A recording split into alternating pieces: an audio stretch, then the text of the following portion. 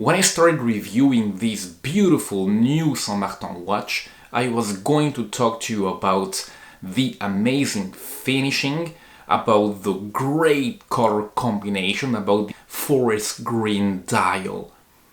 But there was something that was amiss. I did not know what it was, but this watch had a flaw. I really couldn't put my finger on it. The more that I wore and that I looked at the watch, the more that this feeling grew. This watch was beautiful indeed, but there was something in there, and I really had to find out what it was, and then it hit me.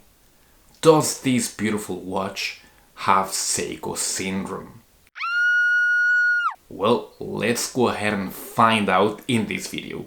Today we are going to be talking about this new design San Martin watch SN0136, and the special thing about this one is of course that great sunburst olive green dial. This watch tries at the same time to give you two functionalities, the ones from the classic diver watch with that 120 click diver bezel, and you've got a GMT with that GMT hand and that 24-hour rehot. We have seen this design from San Martin before, especially on the dial. Can we call this watch a homage? I really couldn't say so, although you've got an oyster bracelet, of course, you've got an oyster style case, but besides from that you've got kind of an original design dial that we have seen from San Martin before. You've got very nice specs on this watch and a very attractive design overall. Let's get to it, shall we? Let's start by the dimensions. San Martin says you've got a diameter of 39 millimeters. I measure it at 40.5, and in height you've got a height of 13.4, and you've got a lug to lug of 47.4.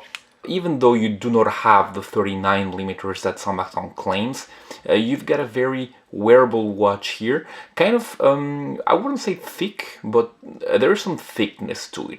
And that is in part due to the, of course, Seiko NH34 in here, and also to the domed sapphire crystal. You've got 200 meters of water resistance. You've got a screw down crown in here.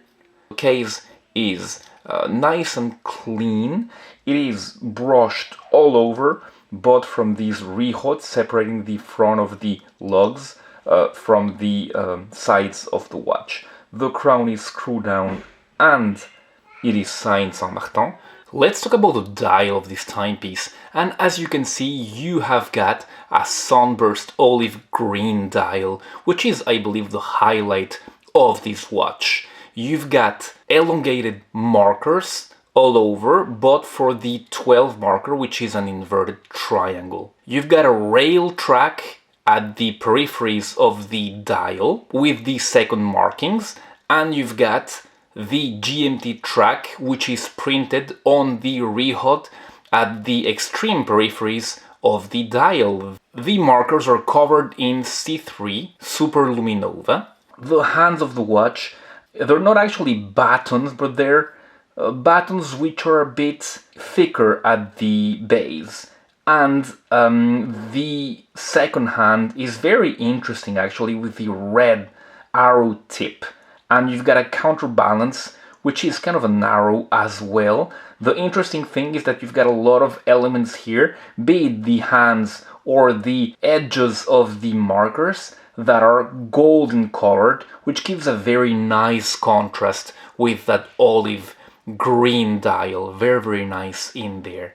The markings, you've got the San Martin octagon printed in a golden tone at the top of in the upper part of the dial, and at the bottom of the dial you've got GMT automatic 200 meters printed in the same golden color. Very nice, this dial. I believe the highlight of this watch. At 3 you've got the date window, which is in white. It is not completely color matched, let's say. That doesn't really matter actually, because yeah, it does look good this way as well. You've got a 120 click bezel. The bezel, you don't have like the diamond grooves. You've got like these more like circular grooves, which are okay to hold as well. The quality of the rotation, wow, it is very, listen to that, it is very machine gun-like, I would say.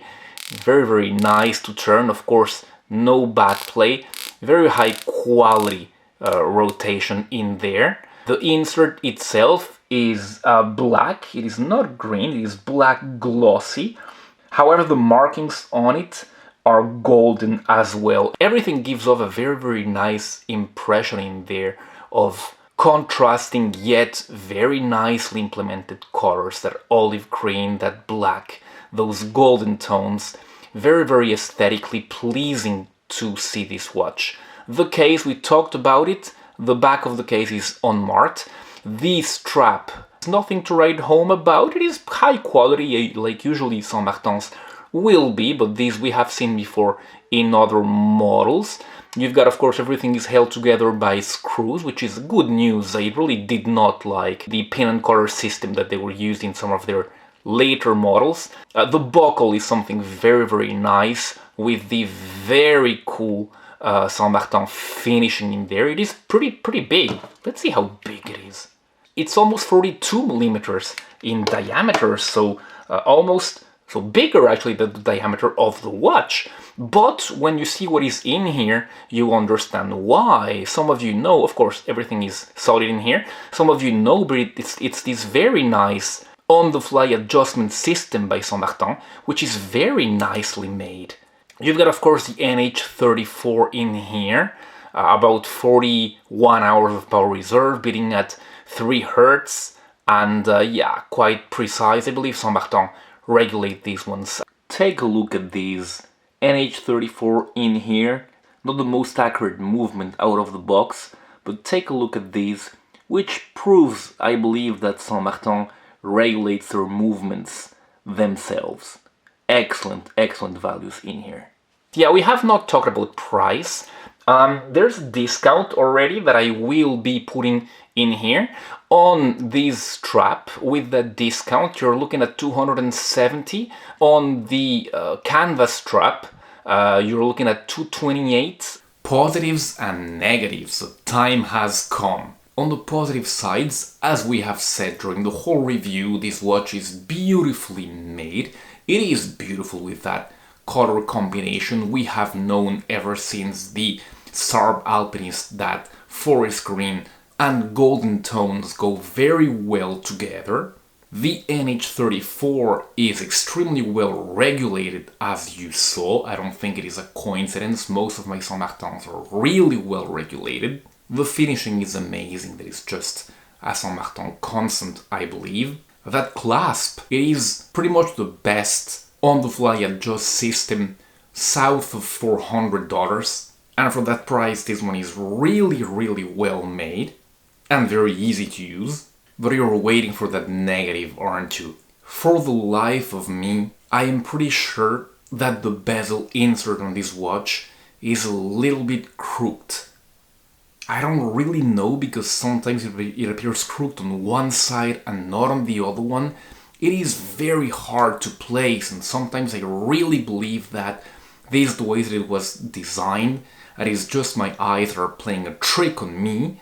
When you look flat on the watch and you align it with the 24 dial, it's like the 9 marker on the bezel insert is not really at the same level. It appears to be a little bit down. And this drove me a bit crazy, so I took a picture. I tried to take the most top-down picture as to not put any angles on it, which is pretty much impossible. But I did my best job, and then I drew some lines, across here.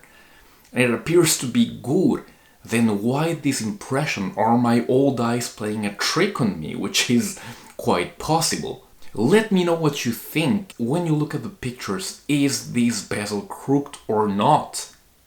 But well, besides from that, I really do believe that this is a great looking watch. The fact that they're doing their own design, and it is good this time, is also a very good thing. So if you want to give this watch a chance, by all means, I certainly would, given the level of quality and of beauty of this thing. See, I'm looking at it right now, and I see no crookedness anymore. So, I don't know, I think that I'm going crazy, guys. My eyes are deceiving me. Sorry about that. But yeah, from this last view, I do totally recommend this watch, especially if it appears as good as it does right now and as QC perfect as it appears right at this moment. Thank you guys so much for keeping up with me and my crazy stuff. You can check these other videos with these other high value watches, some by San Martin, some other original designs. I'll be seeing you very soon on those, or I'll be seeing you very soon on another video if you subscribe to the channel, which you should absolutely do. So, see you very soon. Goodbye.